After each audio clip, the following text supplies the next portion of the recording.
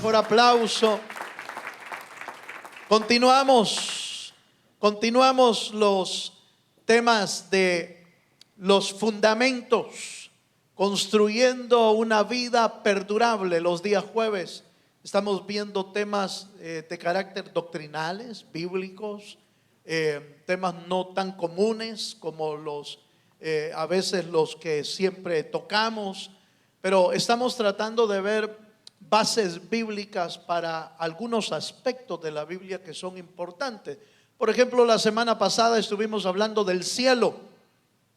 Nos llevó 2 temas hablar acerca del cielo, cómo es el cielo bíblicamente hablando, y qué condiciones hay en el cielo de los que van a habitar esas regiones celestes. Va a haber consuelo, va a haber paz, va a haber bendición, va a haber gozo, va a haber alegría. Todas esas condiciones las vimos la semana pasada. Hoy nuestro tema tal vez no sea tan lindo, pero es importante. Vamos a hablar del infierno. Conmigo así. No es para usted ni para mí. Bendito sea el Señor. Bienaventurados, porque no tendremos partes en el infierno, tendremos parte en el cielo. ¿Cuántos dicen amén? Pero es necesario conocer lo que la Biblia dice acerca del infierno. ¿Por qué? Porque hay muchas ideas humanas y muchas ideas aún diabólicas para hacer parecer el infierno como que fuera una fiesta también. Yo oí decir a alguien: bueno, de todos modos, allá en el infierno vamos a hacer fiesta, dijo alguien. No sabe lo que está diciendo cuando expresan esas palabras. Pero adentrémonos un poco y en el camino nos vamos dando cuenta de lo que las Escrituras dicen. Lucas capítulo 12, versículo 4 y 5.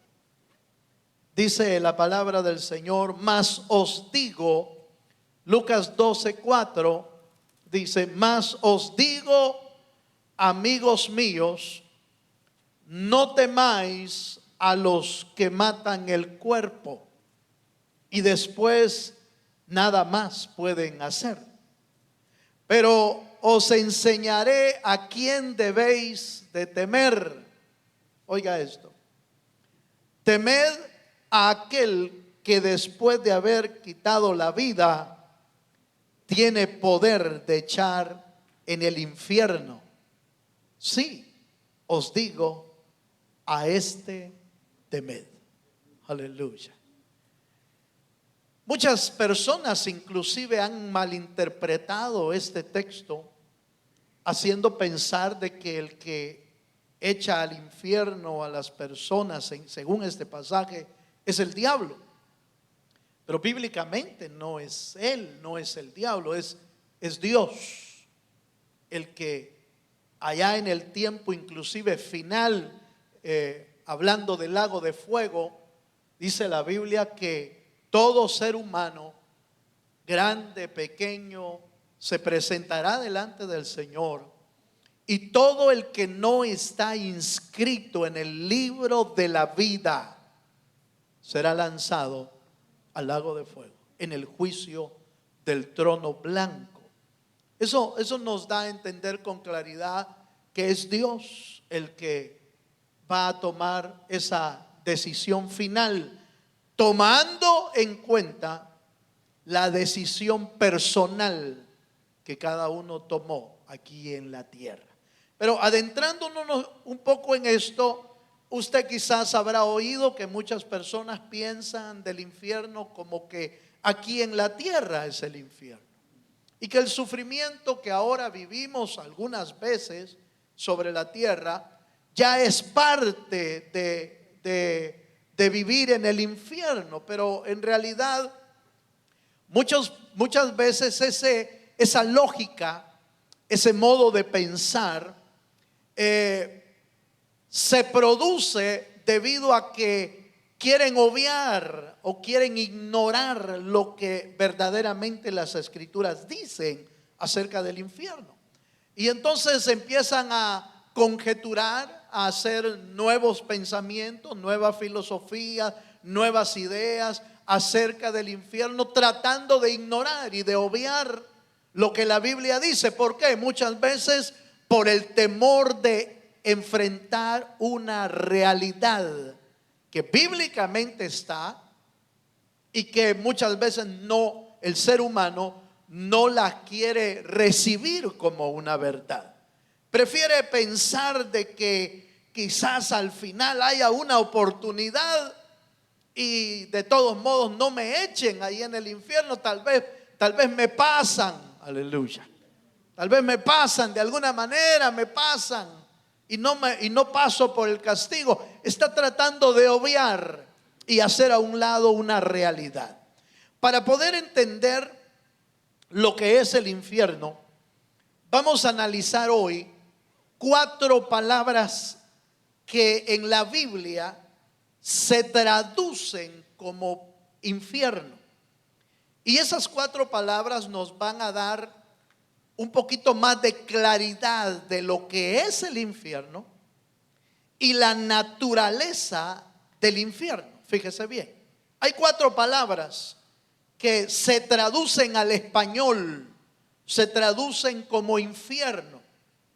Y cada una de esas palabras merece un análisis que nos dé claridad, que nos dé luz de lo que la Biblia dice que es el infierno y qué naturaleza tiene. Para eso vamos a ir a un texto en el libro de los Salmos, capítulo 16, versículo 10. Y vamos a ver la primera palabra. La primera palabra es la palabra Seol. ¿Ha oído usted esa palabra en la Biblia? La Biblia habla del Seol. Y la palabra Seol es una palabra hebrea que se traduce al español como infierno. Fíjense. Pero también en este versículo, Salmo 16:10, dice: porque no dejarás mi alma en el Seol, ni permitirás que tu santo vea corrupción. Fíjese que este texto se está refiriendo proféticamente a la vida de Cristo. Pero la palabra Seol, que es una de las palabras que vamos a analizar hoy, la palabra Seol en hebreo se traduce como sepulcro, como el lugar donde van a reposar los muertos. Así se traduce la palabra Seol, o ese es el significado más bien. Seol es el lugar donde descansan los muertos. Y allí en esa palabra no hay muchas complicaciones, no se mira castigo, no se mira lamentación, no se mira padecimiento. Lo que se ve en esa palabra es un lugar de reposo de los muertos, un lugar de morada de los muertos. Esa es la palabra Seol. La encontramos en Jonás también. Si me acompaña a Jonás, capítulo 2, verso 2. Le decía que el salmo que leímos tiene que ver con no dejarás mi alma en el Seol. Está hablando de Cristo proféticamente, porque recuerda que el Señor fue al lugar de los muertos, pero fue levantado de ahí. No dejarás mi alma en el Seol. El Señor no fue dejado en el Seol como es dejado la mayoría de personas que mueren. El Señor fue levantado al tercer día y aún su cuerpo, como dice el Salmo, no vio corrupción. Es decir, su cuerpo no se corrompió. Fíjense, veamos Jonás capítulo 2, verso 2. Ahí aparece también, y muchos versículos habla de la palabra Seol. Dice Jonás capítulo 2, verso 2, dice: y dijo, invoqué en mi angustia a Jehová, y él me oyó. ¿Desde dónde? Desde el seno del Seol clamé, y mi voz oíste. Mire, este es un poquito más poquito más complicado, porque entonces da la idea de que en el Seol hay conciencia. Jonás está, la experiencia que tuvo Jonás, ¿se recuerda usted? Que fue tragado por un pez gigante. Algunos le dicen ballena, pero dice un pez gigante, un pez grande, y fue tragado por el pez. Y desde el Seol clamé, dice. Eso quiere decir que lo más probable es que Jonás no estuvo como lo pintan en las caricaturas, ¿va? Allá dentro del pez con una vela, con una candela. Así lo pintan en las caricaturas, en los juegos de niños, con de hecho quizás de ahí han de haber sacado la réplica o el cuento cuando Pinocho estuvo en un pez. ¿Se acuerda usted?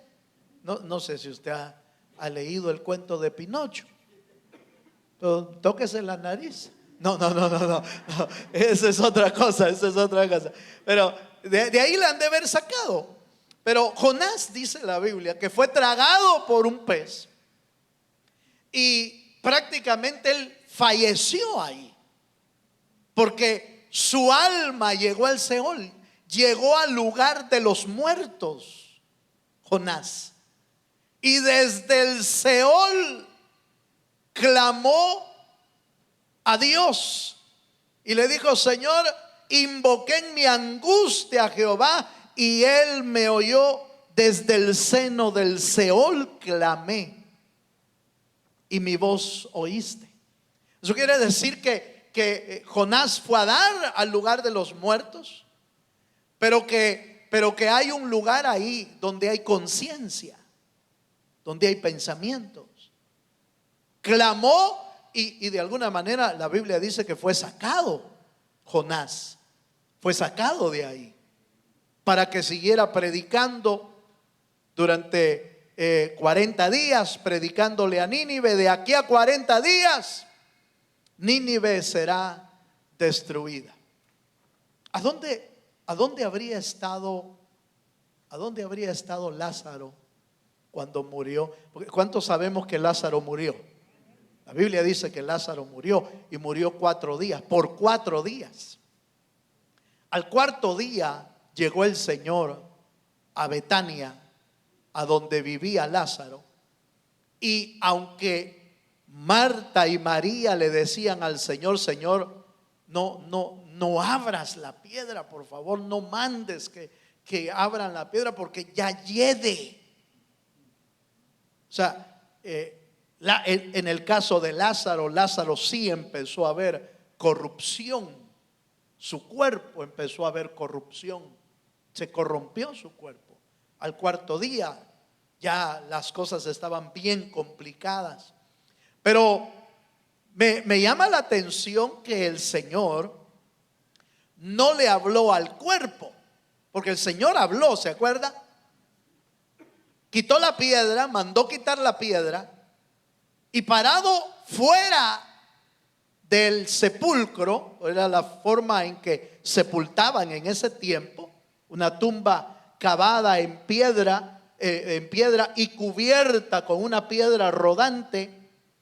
Entonces, desde afuera habló Dios y dijo: Lázaro. Así dijo, hermano: Lázaro, ven fuera. ¿Quién lo oyó? ¿Lo oyó el cuerpo o lo oyó el alma?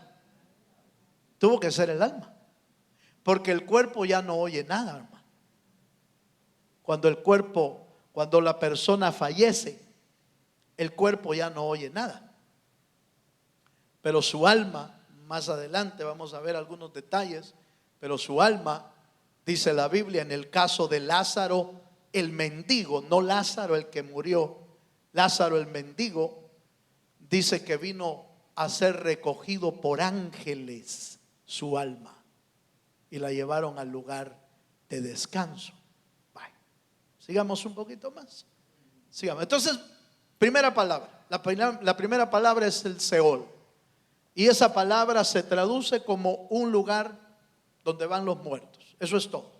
Ahí no estamos hablando de castigo, no estamos hablando de sufrimiento, no estamos hablando de eso ahorita.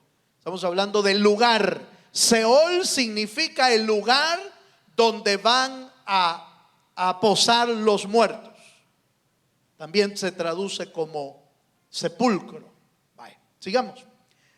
La segunda palabra empieza a complicarse un poco más. La segunda palabra es la palabra Hades. ¿Ha oído usted la palabra Hades? Si no la ha oído, se la leo.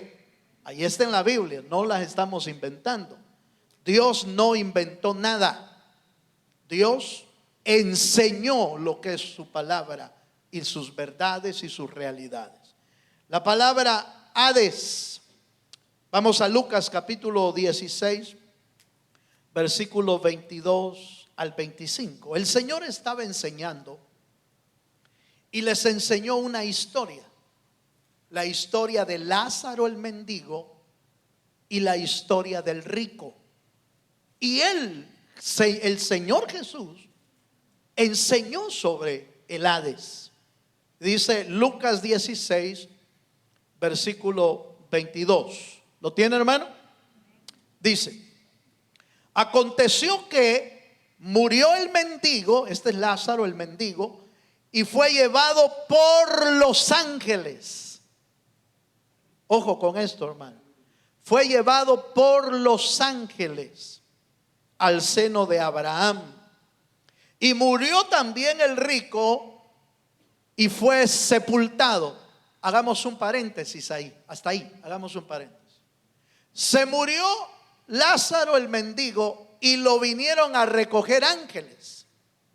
¿Quiénes habrán venido a recoger al otro? Aleluya. Porque de él no dice que vinieron ángeles a recogerlo. Pero yo me sospecho que el diablo ha de tener a otros que recogen también, pero que ya no son ángeles de Dios. ¿Quiénes son? Bueno, puede ser la muerte, pero como la muerte no puede estar en todo lugar, ha de tener trabajadores a 24 horas al día. Los tiene trabajando en eso. Vaya, mire pues. Entonces dice el verso 23. Y en el Hades, Jesús está enseñando y dice: y en el Hades alzó sus ojos estando en tormentos, y vio de lejos a Abraham y a Lázaro en su seno. Entonces él, dando voces, dijo: Padre Abraham, ten misericordia de mí y envía a Lázaro para que moje la punta de su dedo en agua y refresque mi lengua, porque estoy atormentado. ¿Así dice? Porque estoy atormentado en esta llama. Pero Abraham le dijo: hijo, acuérdate que recibiste tus bienes en tu vida y Lázaro también males, pero ahora este es consolado aquí y tú atormentado.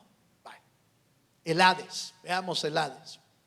El Hades significa, fíjense que el significado de la palabra Hades es el mundo invisible, el mundo oculto, es decir, lo que no se puede ver. Los seres humanos no lo pueden ver vivos, no lo pueden ver. Solo lo pueden ver cuando bajan. Esa es la forma de verlo. Usted me dirá: hermano, y aquellos que han tenido esa experiencia de que se van y regresan, ¿ha oído usted esos testimonios, hermano? ¿Ha oído testimonios de gente que se muere por un tiempo y como que luego regresa? Y regresan contando dos tipos de cosas. O regresan contando qué lindo es el cielo, qué maravilla, el Señor estaba ahí y me abrieron la puerta y yo ya iba para adentro, pero me dijeron: no, regrésate porque todavía no es tu tiempo. ¿Ha oído usted ese testimonio? Yo lo he oído un montón de veces. Pero otros tienen otra experiencia, que los empiezan a jalar de abajo. y los empiezan a jalar y no los quieren dejar irse y los empiezan a querer atormentar y esto, y de repente dice que vieron una luz y los escapó. ¿Por qué Dios permite ese tipo de cosas, hermano? Algunos dicen, no, ese es cuento, pero qué extraño que lo que cuentan está casi en la Biblia. Qué extraño que hablan del cielo como que lo están viendo en la Biblia, y hablan del infierno, del Hades, como que fueron a verlo ahí abajo también. Dios permite algún tipo de experiencia. Lo permitió con Jonás, lo permitió con Lázaro, ¿sí? Lo permitió, Dios lo permitió. Algunos para dar testimonio, para algunos para cambiarlos completamente su manera de vivir. Yo he visto gente que ha dado testimonio que lo sacaron casi del infierno porque ya iba para abajo, y sus vidas cambian radicalmente y nunca más vuelven a ser los mismos. Pero también he visto otros que pasan por ahí y al mes están igualitos que antes. Sí, no, yo conozco varios también. Es que mira, hermano, si estaba en el hospital y me fui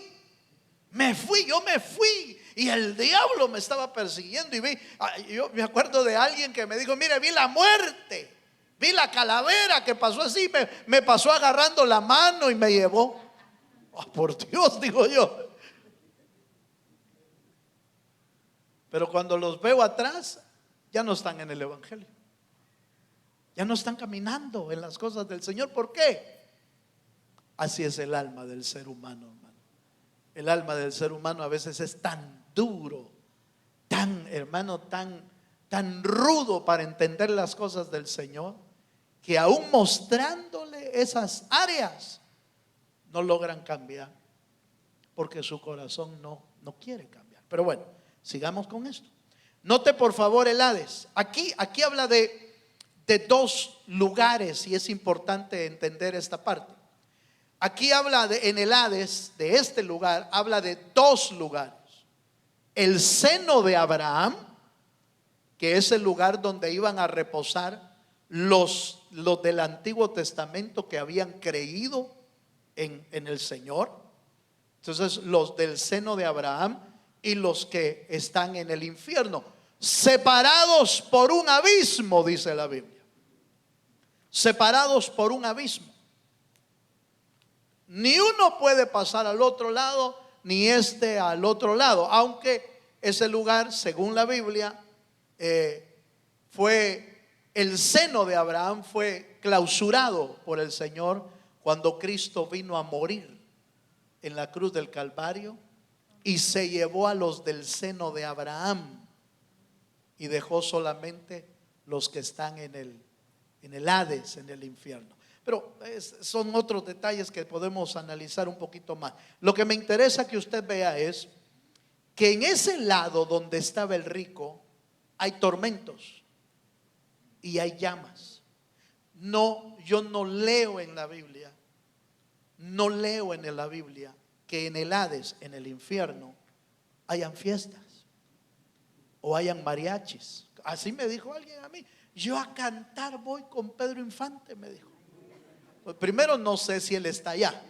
Eso es algo que el Señor es el que sabe, y pues de saber qué oportunidad le pudo haber dado Dios, eso no lo sé, ni me interesa saberlo. No lo voy a ir a buscar yo tampoco. Pero que esté cantando, eso es lo menos que está pasando ahí abajo.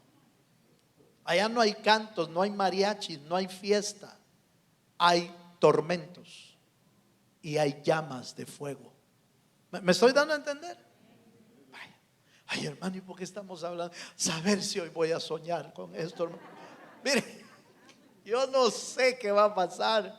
Lo que yo estoy haciendo es enseñarle lo que la Biblia dice.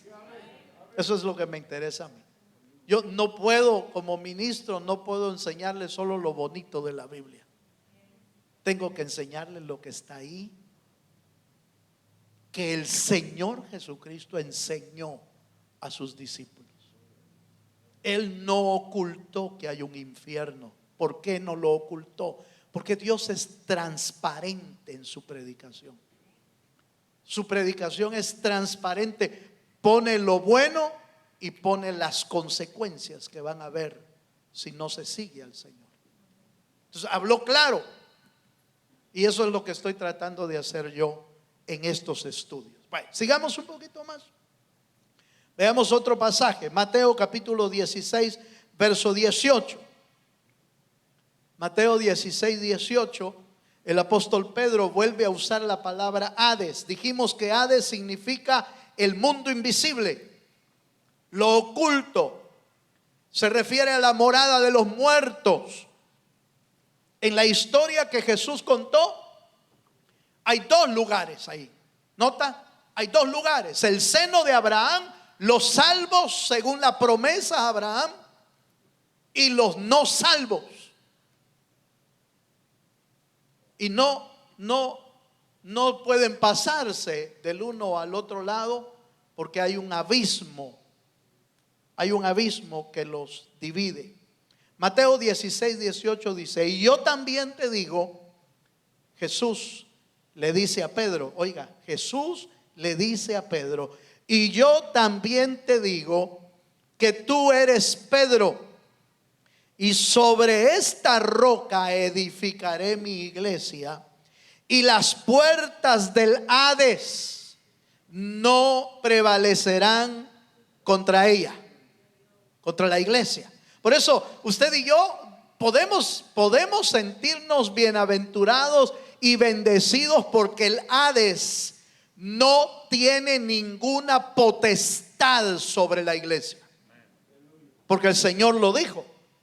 El Señor dejó bien claro que el Hades no tiene ni autoridad, ni potestad, ni efecto sobre los hijos de Dios, sobre la iglesia. ¿Cuántos son iglesia aquí?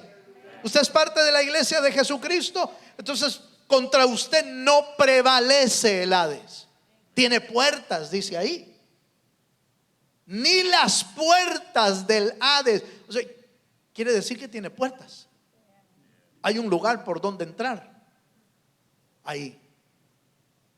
Y no prevalecen, como dando a entender, si el Hades quisiera absorber a la iglesia, no puede.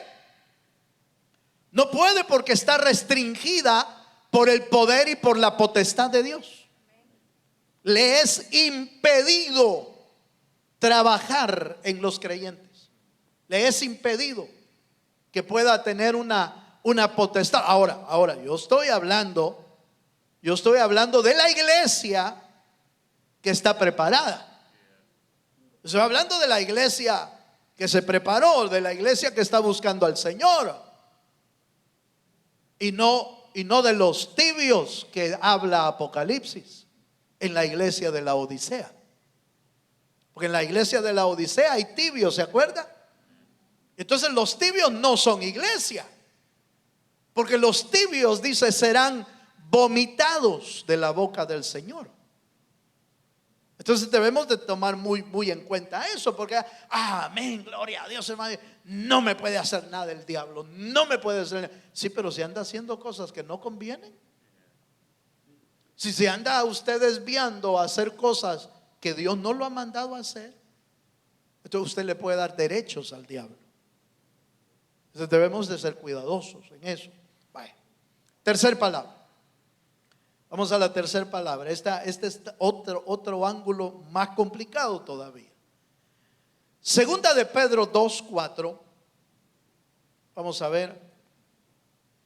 Habla del infierno, pero la palabra infierno allí ya no es Seol, ya no es Hades, sino que la palabra infierno traducida, la palabra original es Tártaro. Ese es el griego.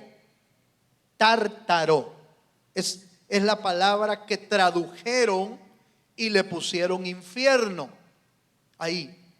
Pero la palabra tártaro, dice el texto que vamos a leer, porque si Dios no perdonó a los ángeles que pecaron, sino que arrojándolos ¿a dónde? Al infierno. Los entregó a prisiones de oscuridad para ser reservados al juicio. La palabra tártaro también se traduce como infierno, pero la palabra tártaro es otra palabra, y la palabra tártaro es un lugar de prisión oscuro para los ángeles caídos o para los demonios que son enviados por Dios a ese lugar. Entonces quiere decir, si lo puede ver desde este ángulo, antes que Cristo viniera, estaba el Hades, en el infierno, y el seno de Abraham.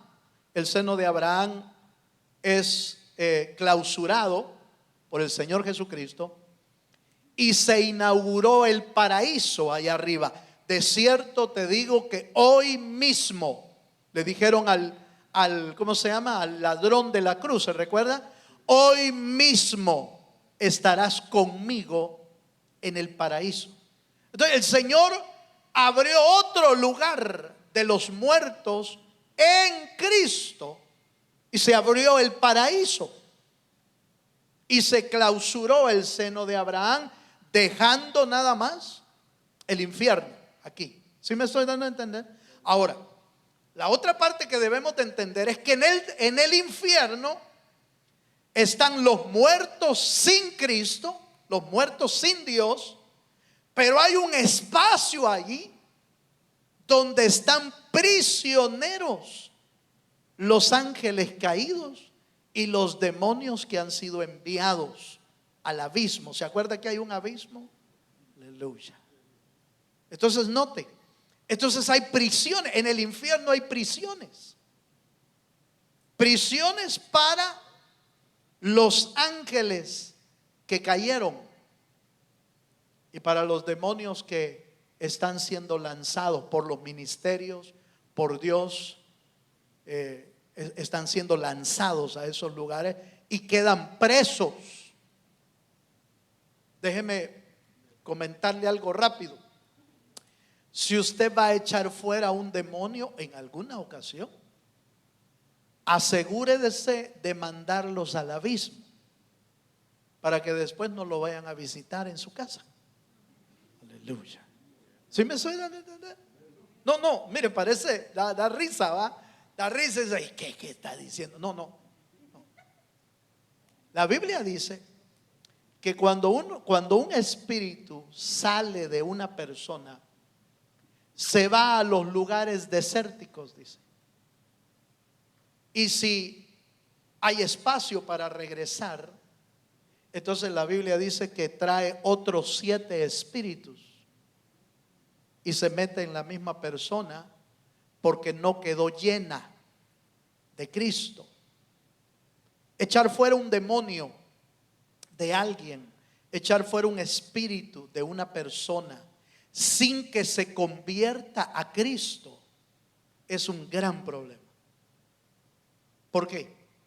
Porque si la persona quedó libre, porque le echaron fuera el demonio o le echaron fuera el espíritu, pero no aceptó a Jesucristo, la Biblia dice que aquel espíritu que se fue a los lugares secos vendrá con 7 espíritus peores que él. Y dice que llega a la casa y la encuentra bien barrida, la encuentra limpia, la encuentra ya bien ordenada, pero sin Cristo adentro. Entonces dice, aquí está buena la cosa, aquí me quedo, y vuelven al mismo lugar. Por eso las personas que son liberadas deben de recibir a Cristo como su Salvador. ¿Para qué? Por si los espíritus quieren volver, ya está habitada por Cristo. Y entonces los espíritus y los demonios ya no pueden habitar en un lugar donde Cristo es el Rey de Reyes y Señor de Señores. ¿Me entendió eso? Vaya. Pero la parte que yo le estaba diciendo es, mire, si usted va a reprender y va a echar fuera demonios, asegúrese de decirle: en el nombre de Jesucristo, echamos fuera todo espíritu y lo enviamos al abismo. ¿A dónde? Al Tártaro. Aleluya. Al lugar donde están presos. ¿Eso es lo que dice la Escritura? Se lo leo de nuevo porque no lo veo muy seguro. Dice la Escritura, segunda de Pedro 2:4. Dice: porque si Dios no perdonó a los ángeles que pecaron. ¿De qué ángeles está hablando, hermano? De los ángeles que cayeron en el tiempo de Luzbel, los que accedieron a la contratación de él. Entonces, no los perdonó, sino que arrojándolos al infierno, los entregó a prisiones de oscuridad para ser reservados al juicio. Quiere decir que ellos están guardados, están presos y no van a salir de ahí hasta el día del juicio. Por eso es que no es extraño que usted encuentre en Apocalipsis el día en que se abren los abismos. Usted puede leer en Apocalipsis, y hay un día final en el tiempo de la tribulación, donde se van a abrir los abismos. Y dice la Biblia que seres diabólicos van a salir del abismo. ¿Quiénes son esos? Los que están encerrados, pero que les van a dar permiso para salir en ese tiempo, para atormentar a la gente que vive en ese tiempo. Después los van a destruir. Después los va a destruir el Señor cuando Él venga. Los va a destruir. Sí, pero les dan una salidita para que vengan a hacer pedazos la tierra. Hermano, ¿y dónde está eso? Ahí búsquelo en Apocalipsis. Y no dice de dónde sacaron a Satanás después de los 1000 años. ¿De dónde lo sacan? ¿Ha leído usted de dónde lo sacan? Del abismo. Del abismo. Después de los 1000 años que Cristo reina aquí, dice: y Satanás fue sacado del abismo y empezó a engañar de nuevo. Dice, ahí van a sacar, no solo sale Satanás, ahí van a salir saber cuántos seres que están ahí atados. Leamos Judas versículo 6. Mire, yo lo veo así como que, ¿será, hermano? Usted anótelo y búsquelo. Anótelo y búsquelo. Si usted quiere saber más, búsquelo. Haga su parte, haga su tarea también. Judas verso 6 dice, ¿lo tiene, hermano? Judas verso 6 dice: y a los ángeles que no guardaron su dignidad, sino que abandonaron su propia morada. ¿De cuál morada está hablando? Del cielo, donde ellos vivían. Ellos vivían en el cielo, pero abandonaron esa morada para seguir a Satanás. Y dice, sino que abandonaron su propia morada, los ha guardado bajo oscuridad, en prisiones eternas, para el juicio del gran día. Hasta ahí los van a sacar, hasta en el día del gran juicio. Los van a sacar de esas prisiones. Entonces note, hay una palabra Hades, hay una palabra Seol y hay una palabra Tártaro. Pero esta tiene que ver más, pero dice infierno. Esta tiene que ver más con esos seres espirituales que están prisioneros en el infierno, como en lugares especiales. ¿Se ha dado cuenta que las cárceles tienen lugar para todos los que están en la cárcel, pero todos los normales, pero tienen otras cárceles donde están los de máxima seguridad, donde están los presos de alto calibre, hermano? A esos no los sacan de ahí, solo una ventanita les dejan así para que vean la luz del día. Y esto estoy pensando yo, pues, saber qué les dejarán, ¿verdad? Pero no los sacan. No los sacan con toda la población presa. No, esos están guardados. Sobre todo aquellos que están destinados a la muerte, sentenciados de muerte. A esos no los sacan. Más si su peligrosidad es alta. ¿Usted cree que un ángel caído es peligroso, hermano? Yo digo que sí, hermano.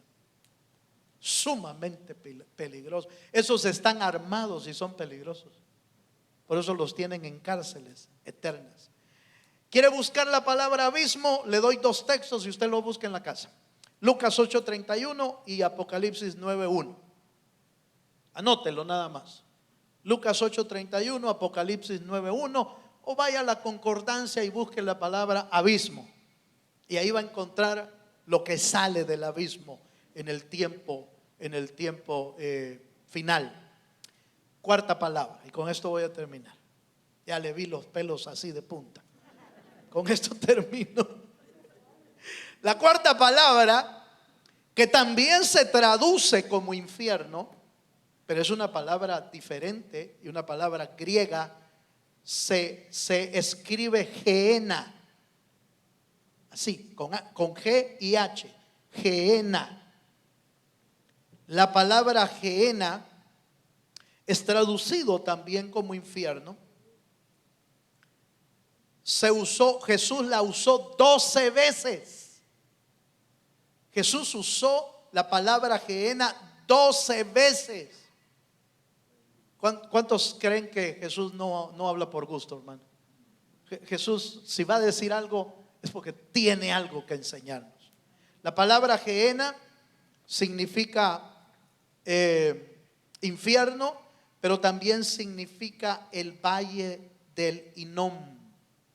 Fíjese que es interesante porque la palabra Gehenna, que quiere decir valle del Hinnom, es un lugar físico en Israel. Se lo explico ya rápidamente. Es un lugar físico, es una quebrada. Es una quebrada donde antiguamente los reyes paganos de Israel hicieron culto a Baal. Y en esa quebrada, en ese valle del Hinnom, hacían sacrificios de niños a Baal. Baal era una estatua de bronce. Usted lo puede buscar en los diccionarios bíblicos. Era una estatua de bronce que tenía un agujero aquí en el vientre y por dentro tenía fuego encendido.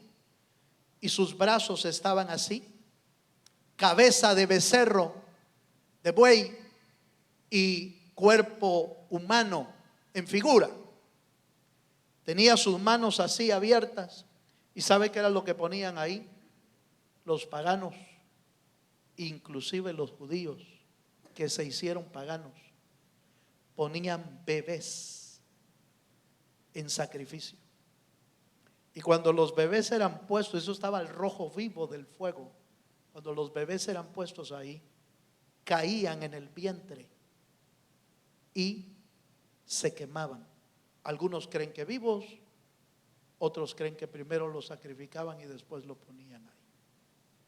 Jesús, que sabía eso y que sabía que después de eso, ese lugar se convirtió en un lugar donde se quemaban la basura, los desechos, los ídolos, todo lo que no servía iba a parar al valle del Hinnom, al Gehenna.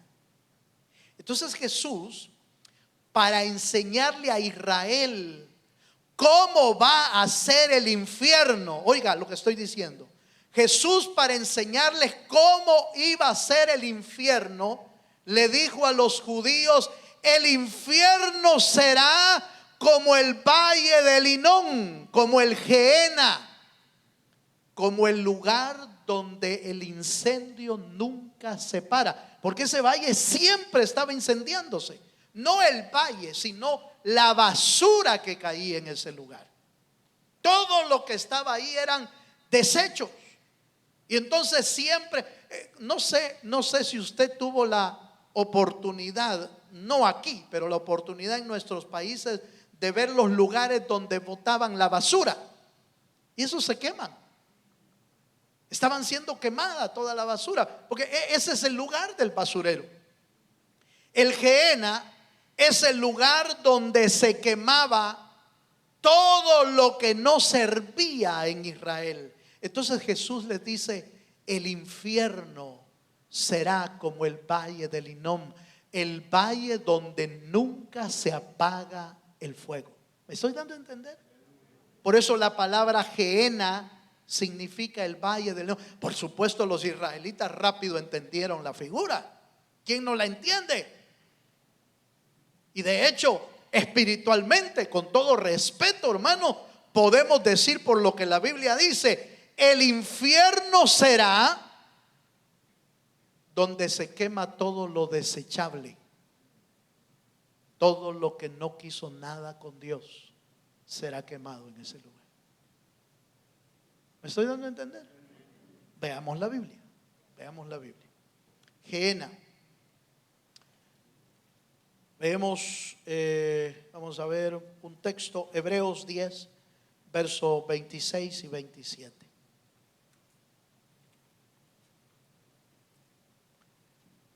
Hebreos 10, versos 26 y 27 dice: porque si pecaremos voluntariamente, oiga esto, porque si pecaremos voluntariamente después de haber recibido el conocimiento de la verdad, ya no queda más sacrificio de los pecados, sino una horrenda expectación de juicio y de hervor de fuego que ha de devorar a los adversarios. Las dos características del Gehenna es juicio y fuego.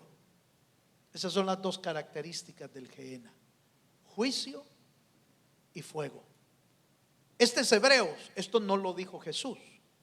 Lo que Jesús usó como la palabra Gehenna está en Lucas capítulo 12, verso 5. Ahí, si usted va a ese versículo y usted tiene la manera de encontrar la palabra griega ahí para infierno, usted va a encontrar que la palabra que se usó es la palabra Gehenna. No se usó la palabra tártaro, no se usó la palabra Hades, se usó ahí la palabra Gehenna. Lucas 12:5 dice: pero os enseñaré a quién debéis temer. ¿Quién está hablando ahí? Es Cristo. Os enseñaré a quién debéis temer. Temed a aquel que después de haber quitado la vida tiene el poder de echar en el Gehenna, en el infierno. Sí os digo, a este temed. Entonces note por favor la palabra Gehenna, dos características: juicio y fuego. Apocalipsis 21:8. Voy terminando, estoy terminando ya el estudio. Mire lo que dice Apocalipsis 21:8. ¿Lo tiene, hermano? Pero los cobardes e incrédulos, los abominables y homicidas, los fornicarios y los hechiceros, los idólatras y todos los mentirosos tendrán su parte en el lago que arde con fuego y ¿qué? Y azufre, que es la muerte segunda. Aquí está hablando del lago de fuego. Pero note por favor que tiene ciertas mismas características: juicio y fuego.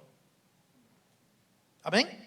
Amén, hermanos. Vaya, voy a la conclusión, para que cerremos este estudio y que el Señor deposite en su corazón la palabra que usted y yo necesitamos para estar a cuentas cada día. Segunda de Tesalonicenses 1:6 al 8 da claridad entre a dónde van los creyentes y a dónde van los que no son creyentes. Segunda de Tesalonicenses 1:6 al 8 dice: porque es justo delante de Dios pagar con tribulación a los que os atribulan, y a vosotros que sois atribulados, daros reposo con nosotros cuando se manifieste el Señor Jesús desde el cielo con los ángeles de su poder, en llama de fuego, para dar retribución a los que no conocieron a Dios ni obedecen al evangelio de nuestro Señor Jesucristo. Versículo 9, por favor. Dice: los cuales sufrirán pena de eterna perdición, excluidos de la presencia del Señor y de la gloria de su poder. Decir que el infierno no existe es el peor error que podemos cometer, hermano, porque está en la Biblia, bien explicado, bien trazado, que fue dejado ahí no para decirnos dónde vamos a ir a parar nosotros, porque en ese mismo texto dice que los que os atribulaban, esos van a pagar con pena y perdición. Y los que fuimos atribulados, porque dice la Biblia que a través de muchas tribulaciones entremos en el reino de Dios. Caminar en el evangelio no es color de rosas. Caminar en el evangelio a veces es de mucho padecimiento, aunque tiene sus tiempos de refrigerio, de fortaleza, de consuelo, y después te vuelve a impulsar el Señor para que sigas adelante.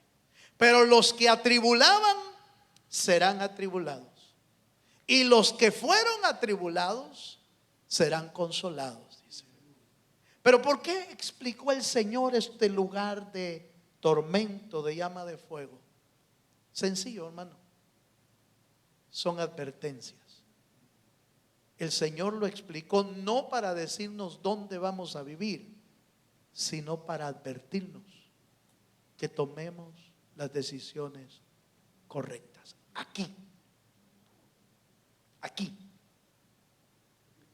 No vaya a pensar usted, hermano. No le vayan a querer vender de que lo pueden sacar después de 9 días. Aleluya. Lo sacamos después, con oración lo sacamos, con rezos, con misas, lo sacamos después de 9 días. No sacan ahí a nadie. Que después de los 40, al cabo de años lo sacamos. No lo sacan. La decisión es aquí. Al hombre le parece que muchos caminos son rectos, pero el final son de muerte. Hay un solo camino que lleva al cielo. Se llama Jesucristo. Dele un fuerte aplauso al Señor. Y bien hacemos en abrazar a Cristo toda la vida, aunque le toque padecer. Abrácelo bien, no lo suelte, o más bien que Cristo no nos suelte, para que permanezcamos firmes. Póngase de pie en el nombre de Jesús. El otro jueves vemos la segunda parte. Véngase así preparado. Póngase de pie. Aleluya. Quizás no son temas muy comunes que oigamos o que estudiemos, pero son necesarios. Son necesarios porque Cristo los enseñó. Y si Cristo los enseñó es porque quería dejarnos bien sentado, bien claro, que solo hay 2 lugares donde el ser humano va a vivir por la eternidad: o el cielo o el lago de fuego, que es la segunda parte del infierno, el lago de fuego. Cierren sus ojos, cerremos nuestros ojos. Pidámosle al Señor esta noche que nos dé la firmeza para seguir caminando en Él, no por miedo, sino por amor al Señor. Cierra tus ojos, levanta tus manos al Señor. ¿Te animas a levantar tus manos al cielo? Aleluya. Gracias, Señor. Gracias porque venciste la muerte, de Señor. abismo entre nosotros. Gracias porque nos liberaste de la Alto muerte. monte va a escalar. Somos bienaventurados Desespero de que nos podía alcanzaste ser. con tu amor. Y en la noche dice Aleluya. y en lo oscuro tu amor profundo cruzó la sombra y me alcanzó. Ya es consumado y el fin escrito, mi esperanza está. Los que tenemos esperanza en Jesús, levanta tu corazón. ¿Quién imagina piedad tan grande, tan plena gracia de corazón? El Dios eterno dejó su gloria de mi pecado, Él se vistió. La cruz ha hablado, soy perdonado, el Rey de Reyes me adoptó. Señor hermoso, te pertenezco, mi esperanza está en Jesús.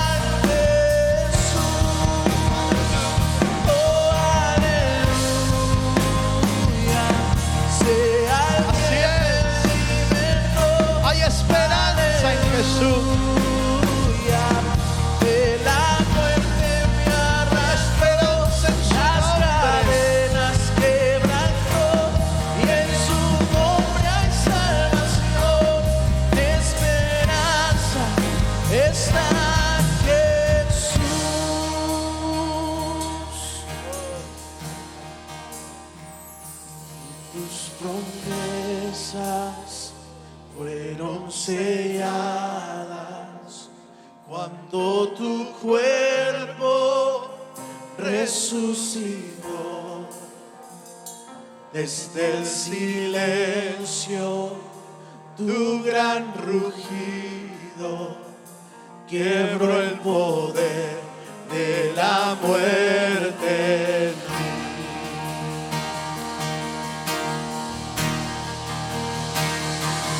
Tus promesas fueron selladas cuando tu cuerpo resucitó. Desde el silencio, tu gran rugido quebró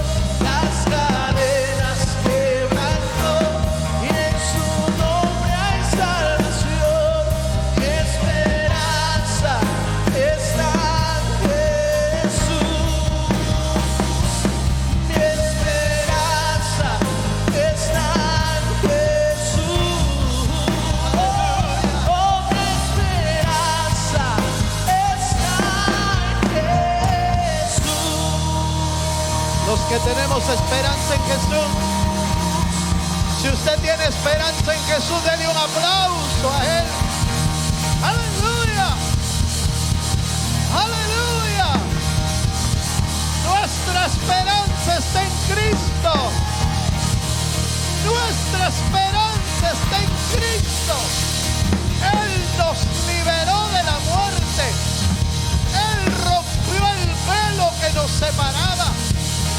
Él tomó las llaves del abismo y del infierno. Se las arrebató al diablo. Y nosotros somos libres. Somos libres. Hay victoria en Jesús. Hay victoria en Jesús. ¿Cuántos pueden darle un fuerte aplauso al Cristo? Aleluya. Aleluya. Aleluya. Oh, Él es nuestra esperanza. Él es nuestra esperanza. Aleluya. Oh, a ti sea la gloria, Señor. A ti sea la honra y la gloria por los siglos de los siglos. Gracias, Señor. Gracias por tu fidelidad, por tu amor, Señor. Ahora, Dios, con esa esperanza y con esa verdad plantada en nuestro corazón, nos despedimos, Señor, de este lugar, pero no de tu presencia, creyendo que estás con nosotros y en nosotros y sobre nosotros todos los días de nuestra vida. En el nombre de Jesús. Amén y amén. Le damos un fuerte aplauso más al Señor. Aleluya.